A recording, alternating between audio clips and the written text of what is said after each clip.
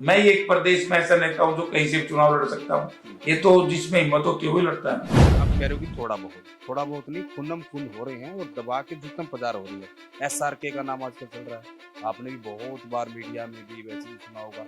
लगातार उनके जो समर्थक हैं वो ये कह रहे हैं कि कहीं न कहीं जो हुड्डा गुट है, क्योंकि मैं तो सीधा नाम लेके बात करता है, बाकी जो गुट के, क्योंकि कांग्रेस में गुट बहुत ज्यादा है ना, उनकी कहीं न कहीं अनदेखी की जा रही है।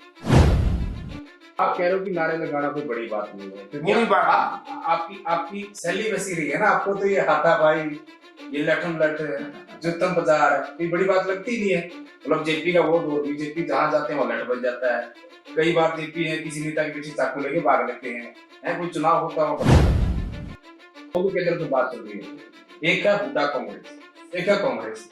हुड्डा के अलावा जितने भी नेता हैं, जितने भी उनके अलग गुट के हैं, वो ये कह रहे हैं कि कांग्रेस कांग्रेस है, हुड्डा कांग्रेस नहीं। एक वीडियो लाओ, कहीं झगड़ा हुआ ऐसा अम्बाड़ा में हुआ, यमुनानगर में हुआ हो, अब आप बात करो कुरुक्षेत्र में हुआ हो, कैथल में हुआ हो, रोहतक में, झज्जर में हुआ का एक वीडियो दिखाओ, मैं माफी मांगू। 2014 में उन्होंने आपकी टिकट कटवा दी, तब वो मजबूत थे। कौन? 2019 में आपका नॉमिनेशन भरवाने जाते हैं, कौन? और आप फिर आपकी खटपट है रणदीप सिंह सुरजेवाला। हमारे मालिक वो जनता है। जनता कहती है जयप्रकाश बहुत बढ़िया नेता है, इसलिए बार बार 5 बार जयप्रकाश को जनता ने जिताया।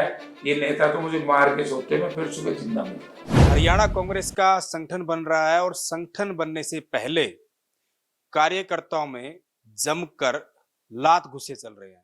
बहुत सारी वीडियो आपने देखी होंगी अलग अलग जिलों की, और इन तमाम मुद्दों को लेकर हमारे साथ बातचीत करने के लिए भारत सरकार में रहे मंत्री जयप्रकाश सहारण उर्फ जेपी जी है।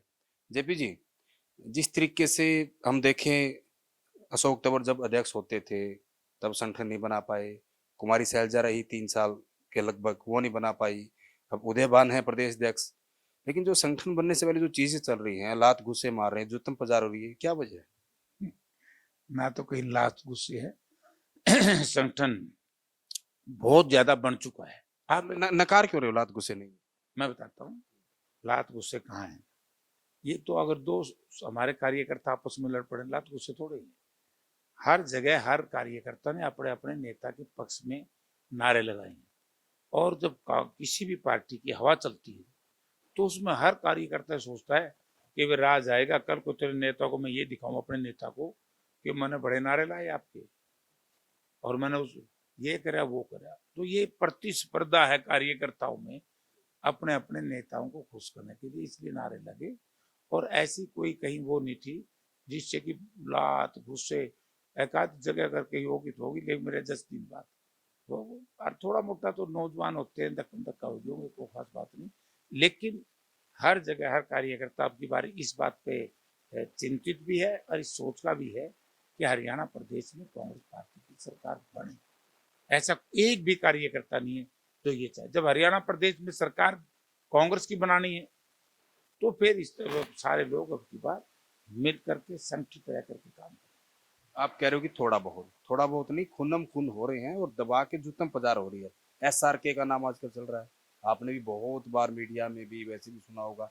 लगातार उनके जो समर्थक हैं वो ये कह रहे हैं कि कहीं न कहीं जो हुड्डा गुट है, क्योंकि मैं तो सीधा नाम लेके बात करता हूँ, हुड्डा गुट है वो कहीं न कहीं धक्काशाही कर रहा है। और जो बाकी जो कार्यकर्ता हैं, बाकी जो गुट के, क्योंकि कांग्रेस में गुट बहुत ज्यादा है ना, उनकी कहीं न कहीं अनदेखी की जा रही है। नहीं, मैं इस बात को कभी मानूंगी, इसमें तो कुछ था ही नहीं। अब कैथल मैं आपने देखा होगा, यहाँ तो कुर्सी तो कैसे आई, यमुनानगर में कुर्सी तो कैसे नहीं, सवाल नहीं पैदा होता ना ना ना। देखो अभी तो कुछ है ही नहीं।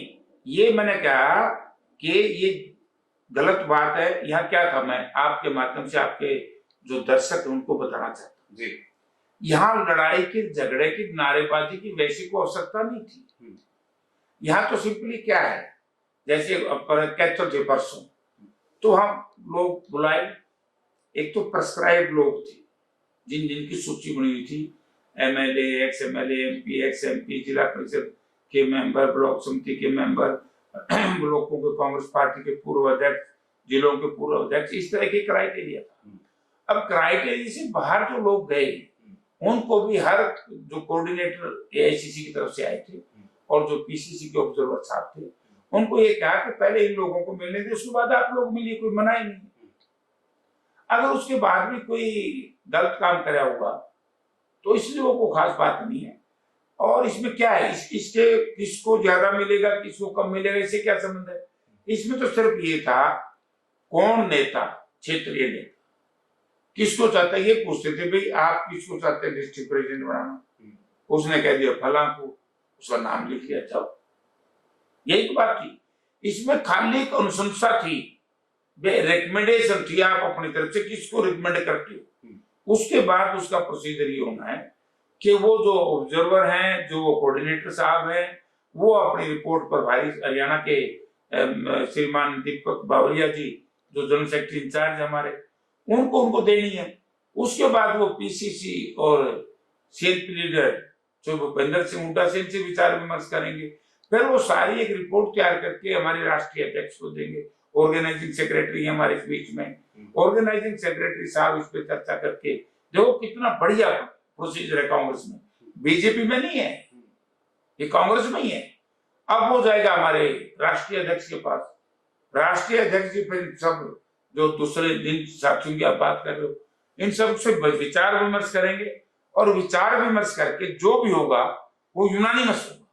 आप कह रहे हो कि ये कुछ नहीं है, ये एक प्रक्रिया का हिस्सा है। हाँ। लेकिन जब दीपक बावरिया प्रभारी मेयर आए, उन्होंने चंडीगढ़ में मीटिंग ली, आप भी थे वहां तो कुछ छुपा हुआ नहीं था। जिस तरीके से नारेबाजी हुई और यहाँ तक हुई कि आपकी पूर्व प्रदेश अध्यक्ष और पूर्व में केंद्रीय मंत्री कुमारी साहब उठ के जाना पड़ा। नहीं है यार, एक यार गलत फहमी ये लोगों के। शैलजा जी ने मीटिंग से पहले ये कह दिया था कि मैंने बाहर जाना है, मेरी फ्लाइट है, इसलिए मैं पहले बोलूंगी और मैं फिर जाऊंगी। यार या तो मारे तो तुम बयान अभिमुख बनाने लगे।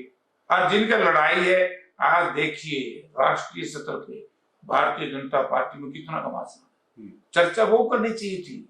आपने देखा होगा कैग की रिपोर्ट आने के बाद कितना बड़ा बवाल उठ गया express highway, Dwarka express highway को लेकर, और जिस तरीके की बयानबाजी गडकरी साहब ने बड़ी गजब की बात कही।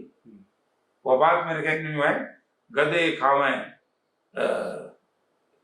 च्यवनप्राश और घोड़े खावे घास। तो इस तरह कौन घोड़ा कौन गधा, इसको लोग समझ रहे हैं। बीजेपी और ये भी कह रहे हैं ना, जो ये जूतम बाजार आपकी चल रही है कि अपने घर को नहीं बचा सकते, बात को क्या बचा के रखेंगे। अरे भाई वो तो बौड़े हो रहे हैं। और कल जो हार हुई है बुरी तरीके से इंडिया के सामने, तो उसके बाद तो बिल्कुल बोखड़ा गए। अरे भाई ये प्रजातंत्र है, ये प्रोसीजर है, इसमें आपस में वर्करों का ये रहता है कि हम अपनी रिकमेंडेशन ज्यादा भेजें, इससे कोई बात नहीं। तो एक मैं कहता हूँ हेल्दी डेमोक्रेसी इसी को कहते हैं, और इसमें एक दूसरे की बात की। अच्छा, नारे लगाना कोई बुरी बात है? हाँ, बीजेपी में जरूर है, एक व्यक्ति के सिवाय दूसरे के नारे लाए, तो देखो ना चौधरी बीरेंद्र सिंह के साथ क्यों रहे हम वहां पे। आप कह रहे हो कि नारे लगाना कोई बड़ी बात नहीं है, क्योंकि बुरी बात आपकी शैली वैसी रही है ना, आपको तो ये हाथा भाई, ये लठम लठ, जुत्तम बाजार कोई बड़ी बात लगती नहीं है। मतलब जेपी का वो दौर, बीजेपी जहां जाते हैं वहां लठ बज जाता है। कई बार जेपी है किसी नेता के पीछे चाकू लेके भाग लेते हैं, कोई चुनाव होता है वहां पत्थरबाजी होती है। देखिए, मैं एक ऐसा आदमी जो लोग मुझे बदनाम करने का बड़ा प्रयास किया, बड़े बड़े परिवारों ने मेरे खिलाफ, मुझे बड़े अपशब्दों का मेरे खिलाफ इस्तेमाल किया। देखिए, ना मैं चरित्रहीन, ना मैं भ्रष्ट, ना मैं किसी प्रकार का जनता के प्रति बेईमान, ना मैं लैंड ग्रैबर। मेरे खिलाफ जोर लगाया, 3 मुख्यमंत्री रहे पूर्व में, मेरी संपत्ति की जांच कराई, सीबीआई तक जांच करवाई। अगर मैं कसूरवार होता, दोषी होता, तो जो हालत आज इन परिवारों की बीजेपी की होती। तो मेरे पास सर्टिफिकेट है ईमानदारी का, मैंने किसी उन परिवारों से सर्टिफिकेट नहीं लेना जो इस तरह का दुष्प्रचार करते हैं। मैं चरित्रवान हूं, मैंने उस तरह के लोगों से जो भोग विलासी राजनीति करने वाले परिवार है, नेता है, मैंने उनसे सर्टिफिकेट की जरूरत नहीं है। मेरे सर्टिफिकेट जनता मुझे देती है या मेरे पार्टी के नेता मुझे देते हैं। तो तीसरा लड़ाई है, लड़ाई क्या है? कौन सा चक्कू? एक बात का प्रचार किया, जेपी न्यू कर दिया, जेपी न्यू कर दिया, क्या कर दिया मैंने, अरे काम करके देख लो, जेपी न्यू करा तो, लेकिन लोगों ने वोट तो दिया ना मेरे को।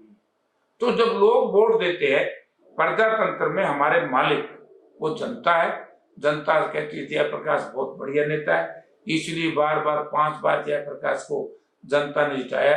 ये नेता तो मुझे मार के सोते में फिर सुबह जिंदा मिलता। तो कोई झगड़ा का मामला है, छोटी छोटी बातें मैं आज भी कह रहा हूँ कि आप ये नहीं कह रहे कि गठबंधन सरकार का क्या हाल है। वीरेंद्र सिंह का भाई यही लड़ूंगा, तो आप लोग बोलते हो ना, तो सरकारी लोग आप तो टैक्स करेंगे, क्या करेंगे, क्या करेंगे सरकारी लोग। अरे भाई कमाल कर दिया। मैं कहता हूं सरकार ही नहीं है, ये अच्छी बात थी। एक लड़के ने कहा कल नालंदर के, हाँ, मुख्यमंत्री का जनसभा, मुख्यमंत्री के जनसभा में कि जी चारों तरफ भ्रष्टाचार। बोला टाइगर ले किसने सिखा के भेज रखे हैं। यानी कि यहाँ तो बोलने पे भी पाबंदी है बीजेपी में, गठबंधन सरकार में। जेपी पे तो पाबंदी नहीं है ना। अरे सुनो ना, अगर हमारे कार्यकर्ता बोल लेता हूँ, मैं तो कहता हूँ कोई रात गुस्से मुक्के कहीं ऐसी बात है, भाई अब मुझे बताओ हिसार के लाश एक वीडियो लाओ, कहीं झगड़ा हुआ हिसार में, अम्बाड़ा में हुआ हो, यमुनानगर में हुआ हो, अब आप बात करो कुरुक्षेत्र में हुआ हो, कैथल में हुआ हो, रोहतक में, झज्जर में हुआ, कहा एक वीडियो दिखाओ, मैं माफी मांगू। आपने भ्रष्टाचार की बात की कि कोई अगर उठा रहा है तो उसको सरकार कहीं क्यों उठवा देती है, कह के कि सिखाया हुआ है। लेकिन जयप्रकाश जेपी पूरे हरियाणा का ठेका लेते हैं, पूरी जगह जाते हैं। कलायत में जिन्होंने आपको हराया, जो अभी मंत्री भी है, राज्य मंत्री, उनको लेकर रामपाल माजरा बहुत सारे कहीं कहीं सवाल उठाते हैं, भ्रष्टाचार किया है। जेपी को भ्रष्टाचार क्यों नहीं दिखता? देखिए हर व्यक्ति की अपनी अपनी शैली है। पहली बात तो मैं उसने नहीं हराया, मुझे हराया लोगों ने। प्रजातंत्र में व्यक्ति विशेष से कोई नहीं आता, जनता आती है और जनता ही जिताती है। नंबर 2 कि जो भ्रष्टाचार के आरोप उनके ऊपर हैं, वो मैं एक बात कहना चाहता हूँ, ओछी और थोथी बातों में कुछ नहीं, वास्तविकता जनता के सामने है। ये जनता नहीं मिलेगी, मैं बार बार तो कह नहीं सकता, ये मेरी आदत नहीं है। आपने तो एक बार भी नहीं कहा ना कि कलायत में क्या हो रहा है। मैंने तो वो कह दिया था कि भाई लाओ हिसाब लाओ, तुमने कलायत में क्या किया है। मैं ये बात नहीं करा क्या किया, वो आपने अपने काम गिनाए थे और हमने भी चलाया था। आपने पूरी स्लिप बताई थी कि आप जब जब विधायक रहे, आपके कार्यकाल में, कांग्रेस कार्यकाल में क्या क्या चीजें आपने करवाई या फिर आपने क्या क्या प्रयास किए। लेकिन जिस प्रकार रामपाल माजरा आरोप लगा रहे हैं सफाई को, बहुत सारे ऐसे घोटाले हो कहीं इस तरह का हो रहा है चीजें। भाई वो अपनी राजनीति वो करे यार, मैं इन चक्कर में नहीं बढ़ता। ये भ्रष्ट कोई है तो भ्रष्टाचार जब सरकार पे आरोप लगते हैं, पहले तो मैंने सिखाना पड़ेगा सब नेताओं, डेमोक्रेसी में सरकार की कलेक्टिव रिस्पॉन्सिबिलिटी है। अब मैं भ्रष्टाचार की बात करता था, उसमें मुख्यमंत्री जी से लेकर के हर मंत्री, उसमें कलेक्टिव रिस्पॉन्सिबिलिटी, साझी जिम्मेवारी है, तो उसमें सब आ जाते हैं। तो बार बार की वे छोटी राजनीति जेपी ने ना तो जिंदगी में करी और ना छोटी राजनीति जेपी करता। अगर किसी साथी को कोई शंका है, मैंने भी एक सुना था रामपाल का कि जिला परिषद में एक कोई जो सफाई की आप चर्चा करते हो, वो कोई घोटाला था और रामपाल ने ये कहा था कि मैं अगर मेरी बात नहीं सुनेगी तो मैं कोर्ट तक जाऊंगा। तो फिर रामपाल से पूछो कोर्ट में जाके क्या उसका फैसला हो तो रामपाल बताएगा। जब रामपाल लगा हुआ है, वो भी विपक्ष में है, तो अच्छी बात है, आप उससे पूछो कोर्ट में क्या हुआ है, डायरेक्टर पंचायती राज ने क्या जवाब दिया, तो उनसे पूछो ना। मैं ये कहता हूँ कि पूरी सरकार भ्रष्ट है, इसमें व्यक्ति विशेष या एक मंत्री विशेष के बीच में अलग से बात नहीं। ठीक है, हिसार और कलायत जेपी की कितनी तैयारी? सारी तैयारी है। मैं तो 24 घंटे इलेक्शन मोड में रहता हूँ, 12 दिन इलेक्शन मोड में रहते हैं। नहीं, कितनी जगह से आप चुनाव लड़ोगे? जितनी जगह से पार्टी हुक्म देगी। क्योंकि जो आपके प्रतिद्वंदी हैं, हालांकि पार्टी एक ही है, वो तो कहते हैं कि एक ऐसे नेता भी हैं जो पूरी गोलियां रखते हैं, लोगों को गोलियां देते हैं और टेम्पो में अपना सामान लोड करके रखते हैं। न्यूता जो इस तरह की चर्चा करते हैं वो हताश लोग, कमजोर लोग, उनकी हिम्मत नहीं है। ये टेम्पो में सामान लेकर लड़ना, ये जिसकी लोकप्रियता होती है ना वही लड़ता है। जयप्रकाश आदमपुर लड़ लेता है, जयप्रकाश हिसार पार्लियामेंट में लड़ा, जयप्रकाश नरवाना से लड़ा। आपका ज्यादा तो कलैत से बाहर का ही है, कलैत का एक बार, बाकी तो बाहर का। वो रिजर्व था ना कलैत यार। अब ये खड़ा है ना, काम समझ देना, वो नेता समझ नहीं, वो ठीक है, मतलब बाहर वो का है। बेचारा ना भी कहेगा नहीं मेरे राजनीति में ज्ञान ही नहीं है। अरे भाई कलैत कहाँ से लड़ू, रिजर्व थी, 3 टर्म से तो ओपन हुई है और मैं लड़ रहा हूँ 36 साल से। तो 36 साल पहले मैं कलैत में लड़ू तो नहीं, आज आपको कमजोर नजर क्यों आते हैं? 2014 में उन्होंने आपकी टिकट कटवा दी, तब वो मजबूत थे। कौन? 2019 में आपका नॉमिनेशन भरवाने जाते हैं कौन? और आप फिर आपकी खटपट रणदीप सिंह सुरजेवाला।